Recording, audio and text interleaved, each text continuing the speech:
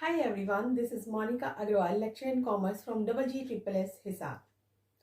तो my dear students, हमने अपने लास्ट वीडियोस में किया था कि फाइनेंशियल स्टेटमेंट्स क्या होती हैं, जिन्हें हम फाइनल अकाउंट्स भी बोलते हैं, हिंदी में जिसे कहते हैं अंतिम खाते। आई होप वो आपको बनाने आ गए होंगे। उसमें हमने 3 चीजें बनाई थी। क्या क्या? Trading account, profit and loss account and balance sheet. ये 3 चीजें आपको बनानी आ गई होंगी। लेकिन अब बनाए किस पर्पज के लिए गए थे? हम जानना चाहते थे कि एक साल के अंत में एक व्यक्ति को कितना लाभ हुआ, कितनी हानि हुई, है ना? किस व्यक्ति को हमने कितना देना है, किसी से हमें कितना लेना है, ये सब बातें हमें उससे पता चल जाती थी। लेकिन जब आप कोई काम करते हैं तो क्या जरूरी है कि वो बिल्कुल एक बार में ही एक्यूरेट हो जाए? उसमें गलती की संभावना भी हो सकती है ना। जैसे कि आप कुछ लेना भूल गए, कुछ जोड़ना भूल गए, या फिर आपने कुछ गलत जोड़ दिया, है ना।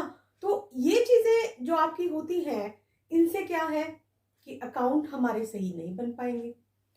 कोई हमने सिद्धांतिक गलती कर दी है, अब आप डबल एंट्री सिस्टम करते हैं, एक चीज की आप 2 बार एंट्री करते हैं। एक खाता डेबिट होता है तो दूसरा क्या होता है? क्रेडिट होता है। लेकिन हो सकता है कि आपने डेबिट वाला तो कर दिया लेकिन क्रेडिट वाला नहीं किया, या फिर ये भी पॉसिबिलिटी है कि आपने क्या किया हो, क्रेडिट वाला कर दिया लेकिन डेबिट वाला नहीं किया। तो क्या हमारे अकाउंट्स अब सही आपको पोजीशन दिखाएंगे? नहीं दिखाएंगे। तो अब अगर कुछ गलती हो गई है तो अब ये पॉसिबल तो नहीं है ना कि पूरे साल के अकाउंट्स बुक हम दोबारा से मेंटेन करें, दोबारा से सब कुछ लिखें। ये पॉसिबल नहीं होता, ना ही उसमें हम कटफट कर सकते हैं। तो इसके लिए फिर एक तरीका क्या आता है कि हम उसमें कुछ एडजस्टमेंट कर लें।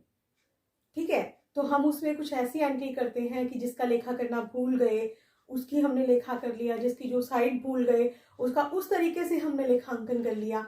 वो अभी हम डिटेल में पढ़ेंगे। तो बच्चों, इन्हीं चीजों को आप क्या कहते हैं? एडजस्टमेंट।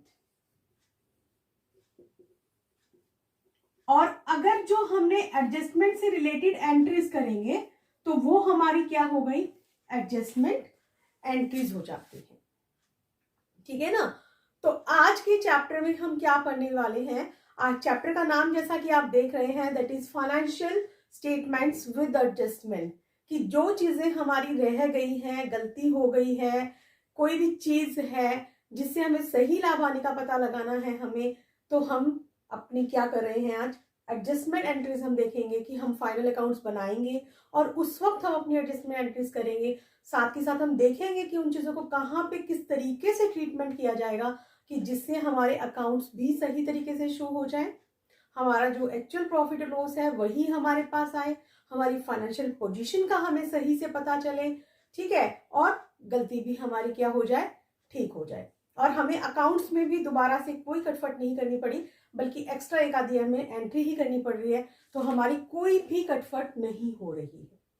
तो अगर हम ये कहें कि अब इसके ऑब्जेक्टिव्स क्या क्या हैं, ठीक है, तो हम ये देख सकते हैं। देखिए बच्चों, ऑब्जेक्टिव्स और नीड्स ऑफ एडजस्टमेंट कि अब हमें इसकी क्यों जरूरत है। पहली बात, हम क्या निकालना चाहते हैं? हम इसमें निकालना चाहते हैं टू नो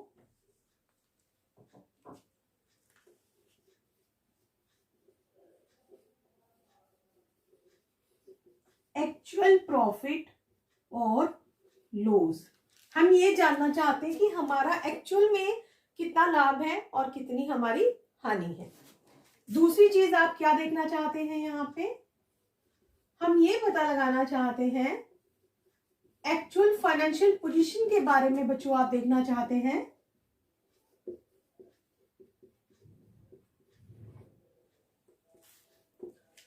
ठीक है,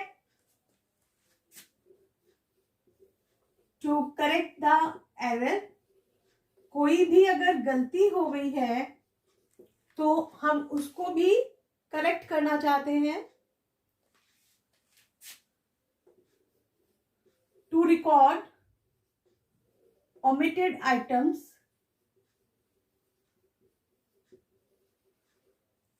कोई भी omitted माने भूल गए, कुछ ऐसी चीजें होती हैं कि हम भूल गए हैं, चाहे वो जो आइटम्स हैं वो हमारी एक्सपेंसेस भी हो सकते हैं और हमारे क्या हो सकते हैं, इनकम भी हो सकती है। ठीक है, तो हम इन दोनों ही चीजों में कि अगर कोई हम एक्सपेंसेस रिकॉर्ड करना भूल गए हैं उसे भी हम यहाँ दिखाएंगे, कोई इनकम अगर आप रिकॉर्ड करना भूल गए हैं तो उसे भी आप कहाँ पे दिखाएंगे, यहाँ दिखाएंगे। ठीक है, तो बच्चों मेन जो चीजें होती हैं वो हमारी ये चीज है कि अगर कोई भी हमारी एरर है किसी भी टाइप की उसको करेक्ट करना, कोई आइटम्स भूल गए हैं उसको रिकॉर्ड करना, हम अपने बिजनेस का सही प्रॉफिट या लॉस निकालना चाहते हैं उसके बारे में पता लगाना, और हम अपनी फाइनेंशियल पोजीशन जो बैलेंस शीट बनाई जाती है वो वित्तीय स्थिति का पता लगाने के लिए बनाई जाती है, तो हम अपनी एक्चुअल फाइनेंशियल पोजीशन जानना चाहते हैं तो इसके लिए हम अपनी क्या करते हैं, एडजस्टमेंट करते हैं। तो यहाँ पे इसको लिखने का तरीका ही सिर्फ बदलता है, पॉइंट सेम रहेंगे, ऑब्जेक्टिव्स है तो इसकी सहायता से हम क्या कर सकते हैं, प्रॉफिट और लॉस निकालना चाहते हैं, इसकी सहायता से हम अपनी वित्तीय स्थिति को देखना चाहते हैं, है ना, हम एरर को दूर करना चाहते हैं, ओमिटेड आइटम्स को हम रिकॉर्ड करना चाहते हैं। लेकिन अगर आपको खाली नीड आ जाती है कि एडजस्टमेंट की नीड क्यों है, तो हम कहेंगे कि इसका लाभ हानि पता लगाने के लिए, वित्तीय स्थिति का पता लगाने के लिए, मिस्टेक्स को दूर करने के लिए, ओमिटेड आइटम्स को रिकॉर्ड करने के लिए, तो बातें वही है, सिर्फ उसको आपको शब्दों का थोड़ा सा हेर फेर होता है, तो आपको सिर्फ और सिर्फ उन्हीं चीजों का ध्यान रखना है। अब बच्चों हम चलेंगे वन बाय वन, एक एक आइटम की तरफ हम लेंगे कि कौन कौन सी ऐसी आइटम्स होती हैं तकरीबन जिनमें हमारी गलतियां हो सकती हैं। तो अगर वो आइटम रह गई है उसको आप रिकॉर्ड कैसे करोगे, है ना, उसकी कहाँ पे और किस तरीके से उसका अफेक्ट होगा, उन चीजों के बारे में आइए चलिए हम बात करते हैं। तो सबसे पहली जो आइटम है हमारी वो है हमारी क्लोजिंग स्टॉक।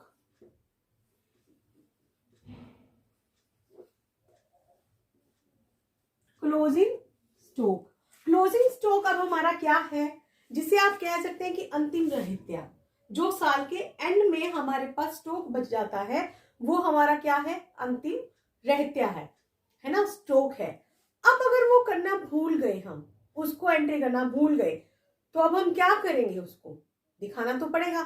पहले आप कहाँ दिखाया करते थे, आप दिखाते थे, देखिए दो चीजों में आएगा, या तो एक एंट्री होगी ट्रेडिंग या प्रॉफिट एंड लॉस में से, और दूसरी एंट्री आपकी होगी बैलेंस शीट में से।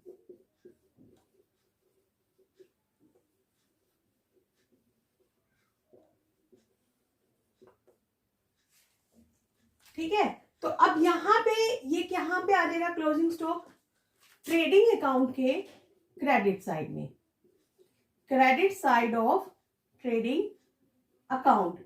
आपको अगर ध्यान होगा बच्चों, तो मैंने जब फाइनेंशियल स्टेटमेंट के क्वेश्चंस करवाए थे पिछली बार, तो जो हमारा एक ट्रायल बैलेंस था, उस ट्रायल बैलेंस में एट द एंड जो है वो कंप्लीट हो गया था, और उसके नीचे अलग से एक लाइन में दे रखा होता था, आपको क्लोजिंग स्टॉक दे रखा होता था ना, तो आप उसको कहां दिखाते थे, सेल के ठीक नीचे, by sales by closing stock.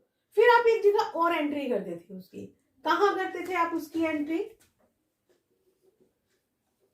Assets side में, बैलेंस शीट की एसेट साइड में आप उसकी एंट्री कर देते थे। अब जैसे कि देखिए बैलेंस शीट यहां बनी, यहां आपने क्या लिखा, लायबिलिटीज हो गई आपकी, ये आपकी एसेट्स हो गई हैं, तो आप बच्चों क्लोजिंग स्टॉक कहां दिखाओगे, यहां पे दिखा दोगे।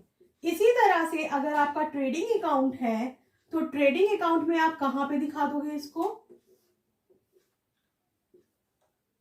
यहां पे पहले आपका बाय सेल्स आएगा, फिर आपका आएगा बाय क्लोजिंग स्टॉक। ठीक है, क्योंकि अगर किसी चीज की एंट्री नहीं हुई है, वो नीचे दे रखी है, एडजस्टमेंट में दे रखी है, इट मींस वो रिकॉर्ड नहीं हुई है, तो उसका लेखांकन कितनी बार होगा, 2 बार। 2 बार आपको ध्यान रखना है, एक बार आपका कम से कम ट्रेडिंग या प्रॉफिट एंड लॉस में से एक चीज में होगा, ज्यादातर चीजों का। दूसरा आपका कहां पे हो जाएगा, बैलेंस शीट में। बैलेंस शीट में किसी भी तरफ हो सकता है, एसेट्स में हो सकता है, लायबिलिटीज में हो सकता है, depends on the nature of the expenses और इनकम। ठीक है, तो यहाँ पे अब आपको समझ में आ गया क्लोजिंग स्टॉक क्या है, कि जो साल के एंड में हमारे पास स्टॉक बच जाता है वो हमारा अंतिम रहत्य होता है। हाँ, एक चीज इसमें ध्यान देने वाली बात है, क्लोजिंग स्टॉक में अब आपके पास दो वैल्यू दे रखी होंगी, एक होता है कॉस्ट प्राइस और एक होता है मार्केट प्राइस। मार्केट प्राइस भी बोल सकते हो आप इसको, रियलाइजेबल वैल्यू भी बोल सकते हो। ठीक है, तो कॉस्ट प्राइस और मार्केट प्राइस कई बार दोनों भी आपको दे रखे होते हैं, तो अगर दोनों दे रखे हैं तो यहां पे जो कम है विच एवर इज लेस वो आपको लेना है। फॉर एग्जाम्पल अगर देखिए कि कॉस्ट प्राइस आपका है 1,00,000 का, रियलाइजेबल वैल्यू है आपकी 1,20,000, तो इन दोनों में से कौन सा लोगे आप लेंगे 1,00,000 वाला। लेकिन अगर आपका कॉस्ट प्राइस है 90,000 और रियलाइजेबल वैल्यू है आपकी 80,000, तब कौन सा लोगे आप? तब आप लोगे 80,000 का। ठीक है बच्चों, समझ में आ गई आपको ये एडजस्टमेंट कि अगर क्लोजिंग स्टॉक दे रखा है। हाँ, आपको ये चीज भी ध्यान में रखनी है कि कई बार क्या होता है कि पूरा क्वेश्चन आने की बजाय 2 या 4 नंबर के क्वेश्चन में आपसे पूछ लिया जाता है कि इसकी पूरी डिटेल बताइए, इसका लेखांकन कैसे कैसे करेंगे, कौन सी दो तरफ करेंगे। तो आपको ये सारा विद फॉर्मेट करके दिखाना होगा, आपको इसकी वैल्यू भी बतानी होगी और साथ ही साथ आपको इसकी एक एडजस्टमेंट एंट्री भी करनी होगी।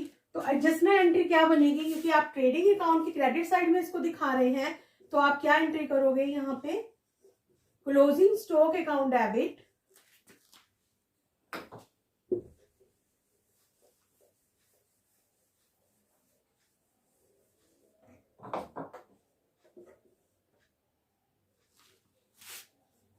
To trading account. देखो बच्चों, कई बार क्या होता है कि आपको एंट्री याद नहीं आती है ना, तो आप बड़े कंफ्यूज हो जाते हो, अरे क्या करना है क्या करना है। डरने की कोई जरूरत नहीं है, आपको फॉर्मेट बनाना आता है। आप रफ में अपना फॉर्मेट बना के देखिए, ये देखिए क्रेडिट साइड में आ रहा है, क्लोजिंग स्टॉक है, तो जो यहाँ पे क्रेडिट साइड में आ रहा है वो यहाँ पे डेबिट में हो जाएगा, क्लोजिंग स्टॉक अकाउंट डेबिट, और दूसरा अकाउंट जिसमें वो बन रहा है वो आपका क्या चला गया, क्रेडिट में हो गया। क्लियर हो गया बच्चों ये आपका। चलिए अब हम नेक्स्ट करते हैं। नेक्स्ट आता है बच्चों आउटस्टैंडिंग एक्सपेंसेस।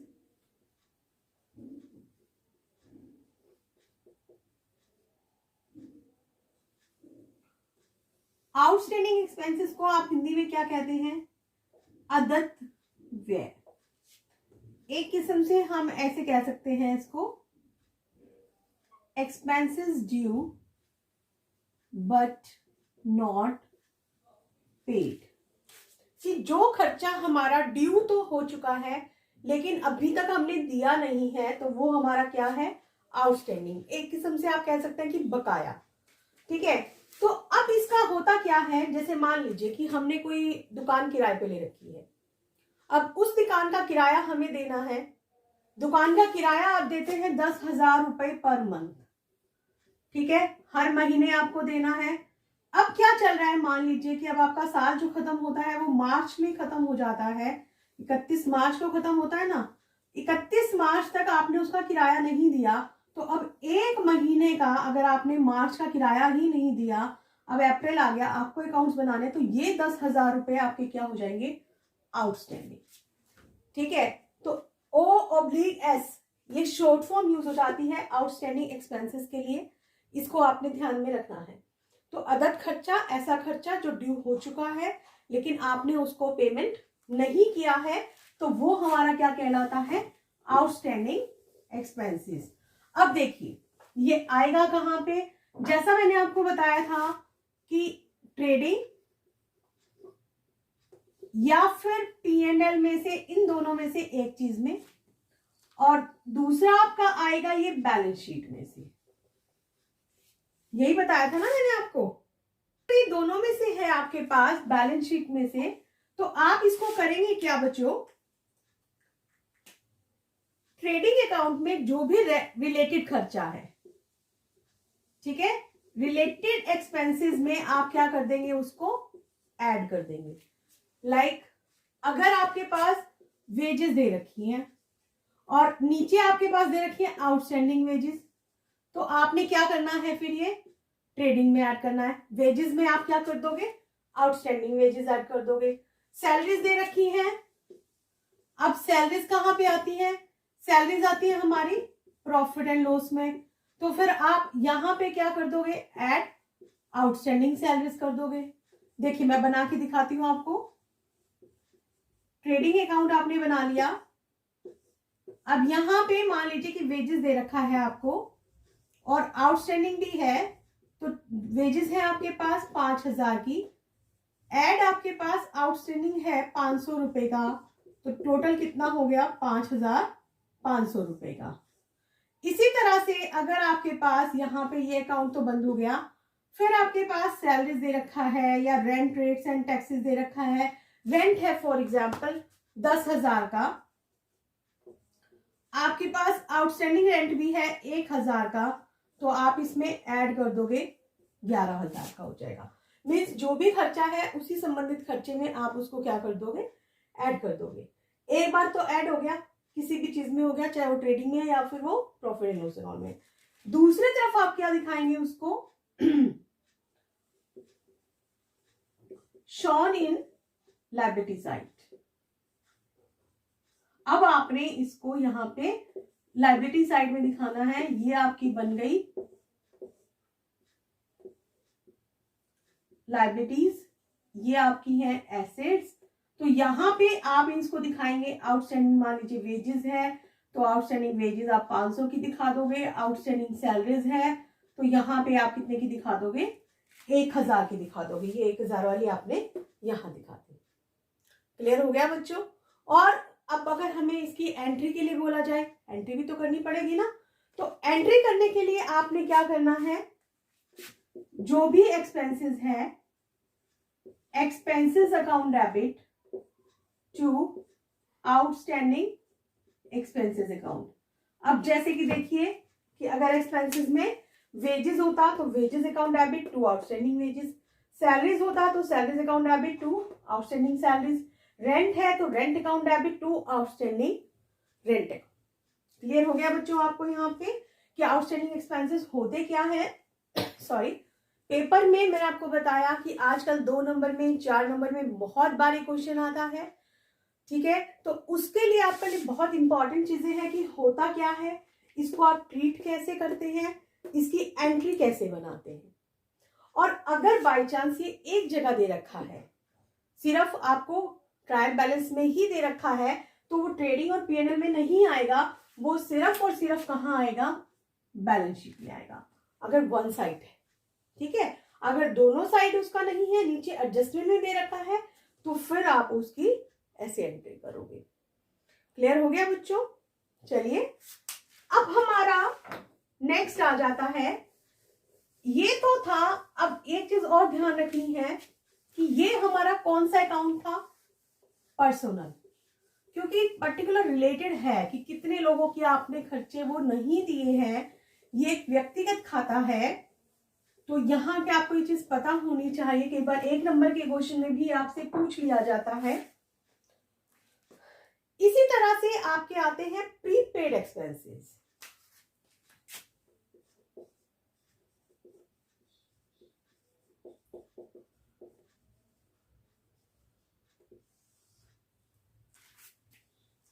अब यहां पे क्या है, इसका क्या मतलब होता है, एक्सपेंसेस पेड इन एडवांस, मतलब आपने एडवांस में ही पे कर दिए हैं। जैसे कि आप देखिए इंश्योरेंस का करते हैं, इंश्योरेंस पूरे साल के लिए होता है, अक्सर जनवरी में ऐसे इसकी किस्तें होती हैं, पूरे साल की किस्तें हो गई। अब जनवरी टू दिसंबर है ना, तो एक उसमें अब क्या होगा हमारा कि कुछ पैसा ऐसा हो जाएगा कि जो जनवरी में आपने पे किया, जिस साल में पे किया, मान लीजिए कि देखिए आपने जनवरी 2020 में पैसा पे किया, तो 2020 के लिए वो जो 19-20 के लिए पैसा था वो कब था, जनवरी, फरवरी और मार्च। अब अप्रैल टू दिसंबर वो आपका क्या है, ये आपका प्रीपेड है ना, कि जब अभी हुआ ही नहीं खर्चा लेकिन आपने एक्सपेंसेस पहले से ही पे कर दिया है, वो हमारे क्या है, प्रीपेड। वो अदत्त थे पहले वाले, ये क्या है, पूर्वदत्त। हमने पहले ही इनको क्या कर दिया है, पेमेंट कर दिया है इनका। देखिए अब आप इसको दिखाएंगे कहां कहां, वही एक तो आपको ट्रेडिंग या पीएनएल में से दिखाना है। कहां दिखाओगे आप इसको, जो भी रिलेटेड एक्सपेंसेस है उस एक्सपेंसेस में से आप इसको क्या कर दोगे, लेस कर दोगे। अब लेस कैसे करना है, जैसे कि मान लीजिए कि इंश्योरेंस का है। अब इंश्योरेंस आपका कहाँ आता है, इंश्योरेंस आपका आता है पीएनएल में, है ना। तो हम यहाँ पे पीएनएल अकाउंट बनाएंगे।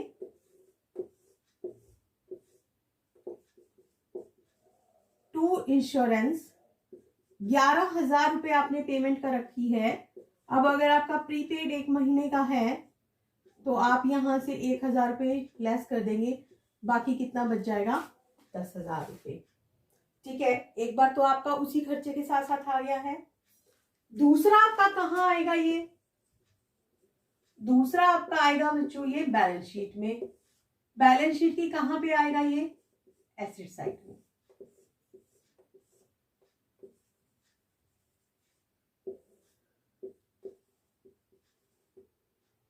एसेट साइड में जैसे वो लिखा था लायबिलिटी में ना, बिल्कुल उसका उल्टा है ये।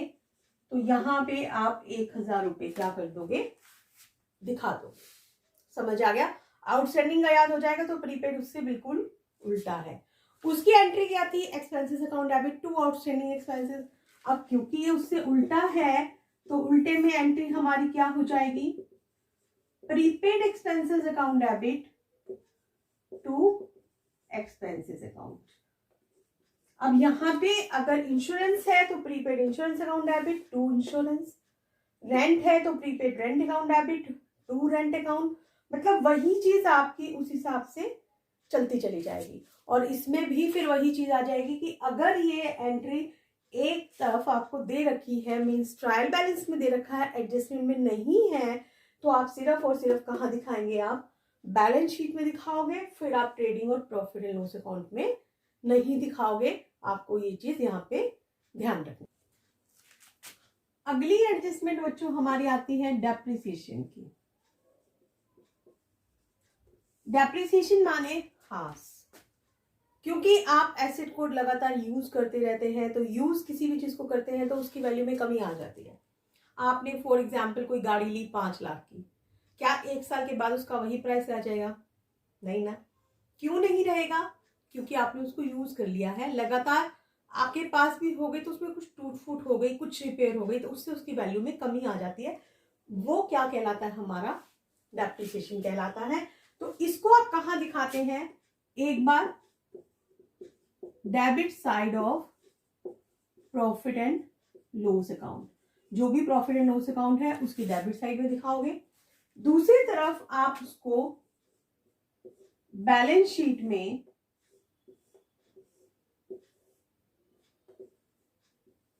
ये आपकी लायबिलिटीज हो गई, ये आपकी एसेट्स हो गई हैं। ठीक है, फॉर एग्जाम्पल यहाँ पे फर्नीचर है, तो फर्नीचर की वैल्यू में से आप क्या कर दोगे, लेस डेप्रिसिएशन कर दोगे, बाकी वैल्यू यहां दिखा दोगे। ऐसे जब आप प्रॉफिट एंड लॉस अकाउंट यहां पे बनाओगे ना, तो यहां पे आप क्या दिखा दोगे, टू डेप्रिसिएशन ऑन फर्नीचर। अब फर्नीचर मान लीजिए कि आपके पास 10,000 का था है और 10% की रेट से डेप्रिसिएशन है, तो 10,000 गुना में 10% कितना हो गया, 1,000 रुपए। ठीक है, यहां पे आपने इतना दिखाना है, यहां पे आप कितना दिखा दोगे, यहां आप दिखा दोगे 10,000 में से 1,000 लेस कर दीजिए, तो यहां आपके पास आ गया कितना, 9,000 रुपए आपके पास आ जाएंगे। समझ आया।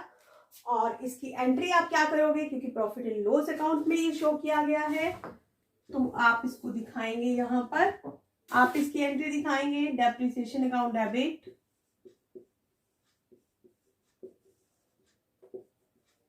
टू एसेट्स अकाउंट, जो भी रिलेटेड एसेट्स है, फर्नीचर है तो फर्नीचर है ना, प्लांट है, मशीनरी है, व्हाटएवर, उसी का नाम आप यहाँ पे डाल दो। ठीक है बच्चों, तो ये तो थी हमारी आज की एडजस्टमेंट, इससे ज्यादा हम नहीं करेंगे, हो सकता है आप भूल भी जाए। अब चलिए एक सम करते हैं जिसमें आपको कुछ एडजस्टमेंट भी दे रखी होंगी। फाइनेंशियल स्टेटमेंट हम एडजस्टमेंट के साथ बनाएंगे तो आपको यहाँ पे और अच्छे से क्लियर हो जाएगा। ठीक है, तो चलिए उसकी तरफ हम चलते हैं। क्वेश्चन आपके पास है, आपकी स्क्रीन पर है। उसमें आपको बताया गया है, from the following trial balance of Shri Ramanand Sagar prepare trading and profit and loss account for the year ended 31 March 2019 and a balance sheet as at that date. वो दोनों चीजें बनानी है, ट्रेडिंग भी बनाना है, प्रॉफिट एंड लॉस अकाउंट भी बनाना है और बैलेंस शीट भी बनानी है। चलिए, आपको दो साइड दे रखी हैं। ठीक है, ट्रायल बैलेंस में एक डेबिट बैलेंसेस और एक क्रेडिट बैलेंसेस। क्रेडिट बैलेंसेस पहले आइए पढ़ लेते हैं। सेल्स है हमारे पास 2,70,000 की, परचेज रिटर्न है 4,000 की, डिस्काउंट है 5200 के, सन्ड्री क्रेडिटर्स है 25,000 के, बिल्स पेबल है 1800 के, कैपिटल है 75,000 की। फिर आपको दिया गया है ओपनिंग स्टॉक 20,000 का, परचेजेस 80,000 की, सेल्स रिटर्न है 6,000 की, कैरेज इनवर्ड्स है 3600 का। कैरेज इनवर्ड माने जो माल हम लेकर आए, माल कौन सा लेकर आएंगे, जो हमने परचेज किया था। कैरेज आउटवर्ड है 800 रुपए का, वेजेस है 42,000 की, सैलरीज है 27,500 की, प्लांट एंड मशीनरी है आपके पास 90,000 की, फर्नीचर है 8,000 का, सन्ड्री डेटर्स है 52,000 के, बिल्स रिसीवेबल है 2500 के, कैश इन हैंड है 6300 का, ट्रैवलिंग एक्सपेंसेस है 3700 के, फैक्ट्री लाइटिंग, फैक्ट्री की लाइटिंग है तो कहाँ आएगी, ट्रेडिंग में आएगी 1400 रुपए की, रेंट एंड टैक्सेस है 7200 रुपए के, जनरल एक्सपेंसेस है 10,500 के, इंश्योरेंस है 1500 रुपए का एंड ड्रॉइंग्स है 18,000 की। ये तो हुआ आपका ट्रायल बैलेंस। लेकिन देखिए, आप कुछ एडजस्टमेंट भी दे रखी हैं इसमें। एडजस्टमेंट देखते हैं क्या क्या है। 31 मार्च 2019 को रहते का मूल्य 24,000 रुपए था, मीन्स क्लोजिंग स्टॉक कितने का था, 24,000 और 30,000, दो वैल्यू दे रखी है। कौन सी लेनी है, कम वाली। मार्च 2019 के मजदूरी के 3,000 रुपए अदत है, मीन्स आउटस्टैंडिंग है, खर्चा है, बकाया है, जोड़ देंगे इसको। मार्च 2019 के वेतन के भी 2500 रुपए अदत है, ये भी आउटस्टैंडिंग है, ये कहाँ आएगा, प्रॉफिट एंड लॉस अकाउंट में। 300 रुपए बीमे के पूर्वदत्त है, पूर्वदत्त मीन्स प्रीपेड है, खर्चा हुआ नहीं, पहले कर दिया है ना, इसको माइनस कर देंगे। संयंत्र और मशीनरी पर 5% और फर्नीचर पर 20% हास लगाना है। अब हम इसमें क्वेश्चन को करना स्टार्ट कर देते हैं।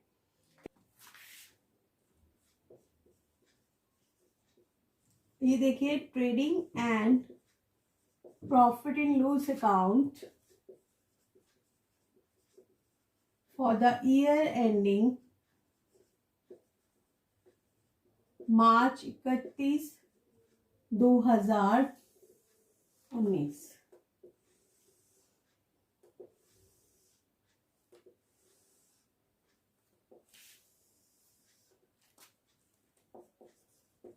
Debit, credit, particulars, amount, particulars and amount। सबसे पहले बच्चों आपको शुरू किस चीज से करना है, आपको शुरू करना है ओपनिंग स्टॉक से। देखिए, ओपनिंग स्टॉक आपको दे रखा है 20,000 रुपए का। अगली चीज आपके पास क्या है, परचेजेस।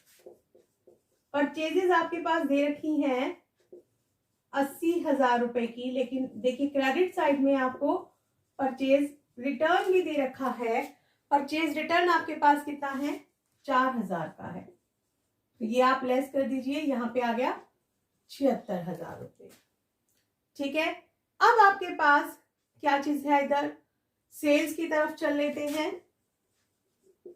बाय सेल्स, अब देखिए कि क्या सेल्स रिटर्न आई थी, नहीं, सेल्स रिटर्न दे रखी है ना, तो आप पहले लिखिए 2,70,000 लेस सेल्स रिटर्न 6,000 तो ये आपके पास हो गया 2,64,000। ठीक है, और इस साइड कोई भी चीज आपको नहीं लेनी है, डेबिट साइड की तरफ चीजों की तरफ हमें चलना है। आप देखिए आगे क्या दे रखा है, कैरेज इनवर्ड। वो मैंने आपको बताया था क्या चीज होती है, वो आपका होता है कि परचेजेस, कि आप कितनी परचेजेस जो लेकर आ रहे हैं। परचेज पे जो खर्चा होता है वो दिखाते हैं आप ट्रेडिंग में, और जो सेल में आपका खर्चा होगा वो आप कहाँ दिखाओगे, प्रॉफिट एंड लॉस अकाउंट में। तो ये 3600 रुपए आपको दिखाने हैं यहीं पर। कैरेज आउटवर्ड्स 800 का दे रखा है, वो आपको कहाँ दिखाना है, प्रॉफिट एंड लॉस अकाउंट में। मैंने आपको बताया था कि आप साथ साथ नीचे थोड़ी सी जगह छोड़कर आप बनाना शुरू कर सकते हैं। कैरेज आउटवर्ड है आपके पास 800 रुपए का, आपके पास कैरेज आउटवर्ड है। ठीक है, अब आपके पास दे रखी है वेजेस।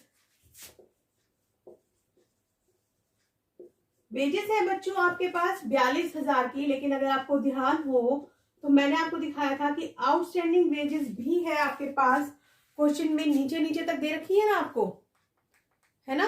तो चलिए देखिए कितने की है आपके पास वेजेस। वेजेस है आपके पास 3,000 रुपए की,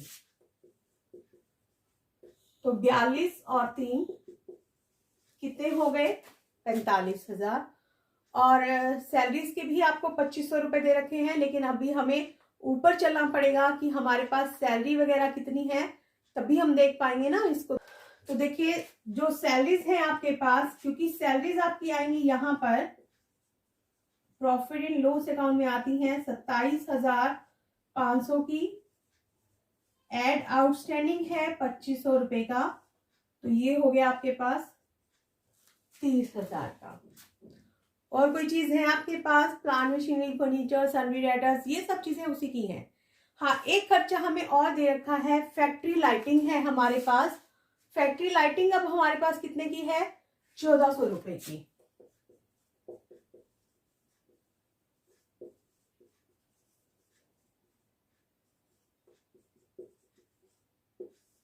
चलिए अब हम यहाँ पे इसका टोटल कर लेते हैं। अगर जो निकलेगा वो क्या निकलेगा, ग्रोस प्रॉफिट सीडी, है ना। यहाँ जगह नहीं है तो हम ये चीजें मिटा रहे हैं, एक बारी रब कर देती हूं मैं, थोड़ी सी जगह की प्रॉब्लम है। और बिल्कुल इसी सीध में आपको ये चीजें दिखानी है, लेकिन हाँ उससे पहले आपको एक चीज और भी दिखानी थी। क्या दिखाना है बच्चों आपको, क्लोजिंग स्टॉक हमारा रह गया है। तो क्लोजिंग स्टॉक देखिए अब हमारे पास कितना है, क्लोजिंग स्टॉक है हमारे पास 24,000 रुपए और 30,000 रुपए है। तो हमें कौन सा लेना है, जो कम है। कम कौन सा है, 24,000। तो आप यहाँ पे दिखा दोगे 24,000। चलिए अब इधर का टोटल करते हैं, 4 और 4 8,000, 6 और 2 8, 2,88,000 हमारा टोटल आ गया है। अब देखिए 6 4 10, 1 6 और 1 7 3 10, 5 15 और 1 16 और 2 18, 1 2 1 3 7 3 10 और 4 14 और 4 18, 1,42,000 रुपए हमारा क्या आ गया बच्चों, यहाँ पे 1,42,000 जो है वो हमारा ग्रोस प्रॉफिट आ गया।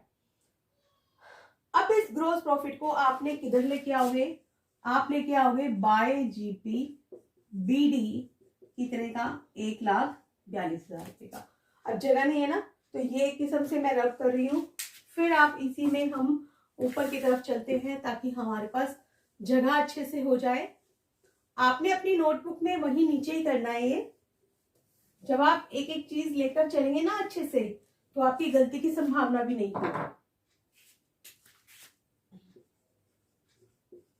बाय जीपीबीडी कितना है आपका, 1,40,000, सॉरी 1,42,000 रुपए है।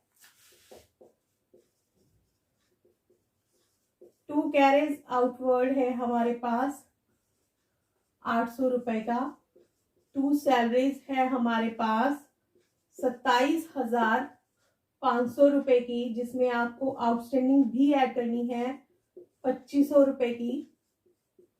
तो ये हो गया आपके पास 30,000 का। ठीक है बच्चों, अब देखिए, अब हम फिर वापसी में वही चीजें में चलते चले जाएंगे कि क्या क्या चीजें हमें दे रखी हैं। जो भी जिधर की आइटम है वो हम वैसे ही लिखते चले जाएंगे। ठीक है, तो चलिए अब देखते हैं अब हम और हमारी क्या चीजें रह गई हैं। एक किस्म से हमने अब देखिए स्टॉक ले लिया है, वेजेस ले ली है, सैलरीज ले ली है ना। हमारे बीमे के पैसे रह रहे 300 रुपए, वो हमें ध्यान रखना है। और प्लांट एंड मशीनरी पर 5% और फर्नीचर पे कितना है, 20% है। तो आपको ये भी ध्यान में रखना है। कैरेज आउटवर्ड आप ले चुके हैं। अब चलिए और क्या चीजें आती हैं। प्लांट एंड मशीनरी है, तो यहां पे अभी आपका क्या दे रखा था, to depreciation on plant and machinery का डेप्रिसिएशन था बच्चों अभी आपका। और प्लांट एंड मशीनरी पर देखिए कितना डेप्रिसिएशन आपके पास लगाया हुआ है, 5%। ठीक है, तो अब देखिए, अब हम 5% अगर डेप्रिसिएशन इस पे लगा लेते हैं तो हमारे पास कितना हो जाएगा। ये यहाँ पे डेप्रिसिएशन निकाल रहे हैं 90,000 की है, 5% 90,000 पर निकालेंगे तो कितना आ गया, 5 में 4500 रुपए। आप यहाँ पे इसको शो भी कर सकते हैं, 90,000 गुना में 5/100 कितना आ गया, 4500 आ गया। ठीक है, फर्नीचर पर कितना है, to depreciation on furniture. Furniture पे बच्चों 20% है, तो देखिए फर्नीचर हमारे पास कितने का है, फर्नीचर है हमारे पास 8,000 का। 8,000 गुना में 20% है ना, तो ये आ गया हमारे पास 1,600 का हो गया। सन्डी debtors, BR, cash in hand, ये सब हमारा बैलेंस शीट में दिखाया जाएगा। अब आते हैं ट्रैवलिंग एक्सपेंसेस। ट्रैवलिंग एक्सपेंसेस हैं हमारे 3700 के, इसको भी दिखा दोगे। लाइटिंग फैक्ट्री की हम ले चुके हैं। रेंट एंड टैक्सेस हैं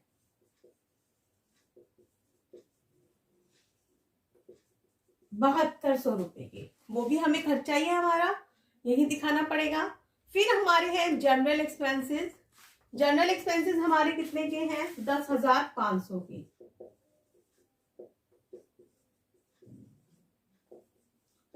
इंश्योरेंस है, इंश्योरेंस हमें कितने का दे रखा है, 1500 का। लेकिन बच्चों इसमें देखो एडजस्टमेंट भी दे रखी है, और खर्चा अगर हमारा पहले दे रखा है तो प्रीपेड है, तो उसे आप क्या करते हैं, लेस करते हैं। लेस हो जाएंगे 300 रुपए, तो ये आपके पास कितने बच गए, 1200 रुपए। ड्रॉइंग्स आप यहाँ पे नहीं दिखाते हैं, ठीक है, ड्रॉइंग्स आपको हमेशा वही दिखानी है, आप उसमें से लेस ही करते हैं। चलिए क्रेडिट की तरफ देखते हैं। सेल्स हम ले चुके हैं, परचेज रिटर्न हम ले चुके हैं। डिस्काउंट की बात आती है। डिस्काउंट अब आपको कितने का दे रखा है, 5200 का।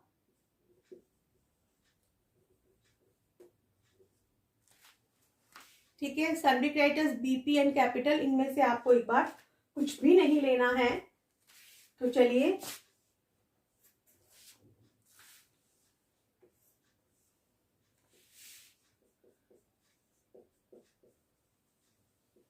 नेट प्रॉफिट CD, ये आ गया आपके पास 200, 5 और 2 7, 1,47,200। और यहाँ पे आपका आ जाएगा 1,47,200। अब देखते हैं हमारे पास नेट प्रॉफिट कितना आता है। 8 और 5 13, 6 19 और 7 26, 27 28, 29 30, 5 35 और 7 42, 4 4 और 4 8, 9 3 12, 7 19, 20 और 7 27, 2 3 और 2 5, 5 और 1 6, 8 और 6 14। तो मतलब नेट प्रॉफिट आपका बच्चों कितना आ गया, 87,700 रुपए का। अब चलिए, अब हमारी क्या चीज रह गई है, अब हमारी रह गई है बैलेंस शीट। तो हम इसको अपना एक बार यहां रख लेते हैं। 87,700 हमारा है, प्रॉफिट है।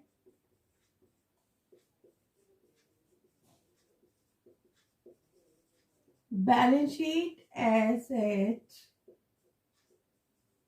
मार्च 31, 2019।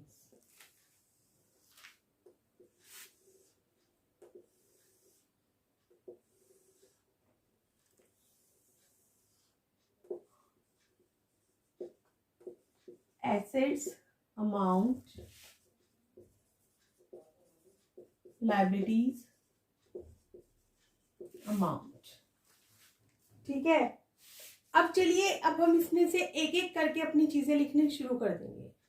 आपको ज्यादा कुछ नहीं करना, जैसे जैसे उसमें दे रखा है ना वैसे वैसे ही आप इसमें चीजें उतार सकते हैं। कोई जरूरी नहीं है कि आपको एक सीक्वेंस में बनाना होता है, इसी क्वेश्चन में भी गलती नहीं होती। जो आइटम आप यहाँ उतार चुके हैं उसको पहले टिक कर लीजिए, आपको ये पता चल जाएगा कि आपने ये आइटम्स ले चुके हैं। समझ आ गई? तो एक तो हमें इसमें से अब क्या लेना है, क्लोजिंग स्टॉक है ना। क्लोजिंग स्टॉक था ना हमारा। एक तो थे हमारे सन्ड्री क्रेडिटर्स, देखिए इधर से हैं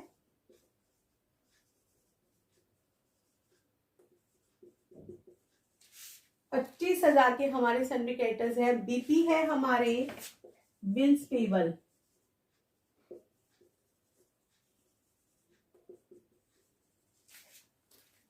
1,800 रुपए के। अभी कैपिटल आपको दे रखी है 75,000 की। ठीक है, इसको अभी हम छोड़ लेते हैं और देखिए ऊपर से देखते चलिए, अभी हमारे पास एक साइड हमारी खत्म हो चुकी है। अब चलते हैं हम प्लांट एंड मशीनरी की तरफ। ठीक है, प्लांट एंड मशीनरी आपके पास 90,000 की थी, लेस आप इसमें कर दीजिए डेप्रिसिएशन। डेप्रिसिएशन कितना था, कॉपी में देखिए 4500 रुपए मिलेगा अभी आपको। 85,500 का आपके पास बच गया है। फर्नीचर आपके पास था 8,000 का, लेस डेप्रिसिएशन था 1,600 रुपए का, ये बच गया 6400 रुपए आपके पास बच गए हैं इसके।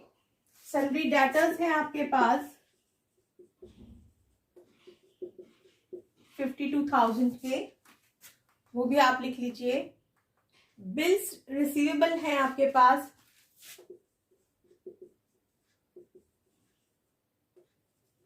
2,500 रुपए के। बिल्स रिसीवेबल को आप BR लिख सकते हैं, इसे आप BP लिख सकते हैं शॉर्ट फॉर्म में। ठीक है, कैश इन हैंड है आपके पास 6300 रुपए का, ये भी इधर ही आ जाएगा। एक्सपेंसेस आपको कोई लेने नहीं है, एक्सपेंसेस को छोड़ दीजिए। ड्राइंग्स है आपके पास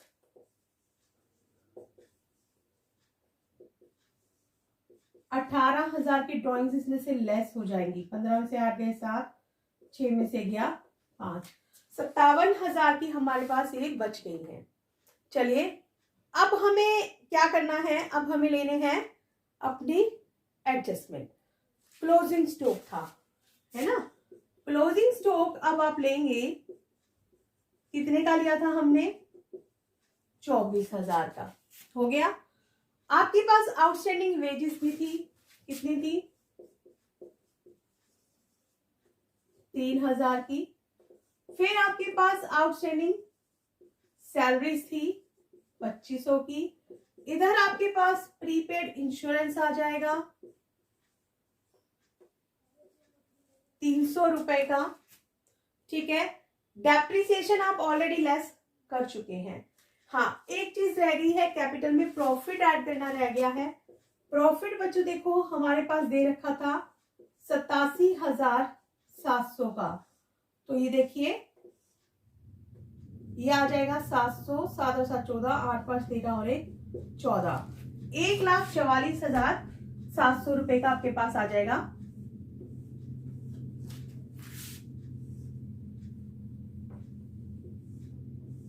अब हम टोटल करके देखते हैं, हमें पता चलेगा हमारा क्वेश्चन सही है या गलत है।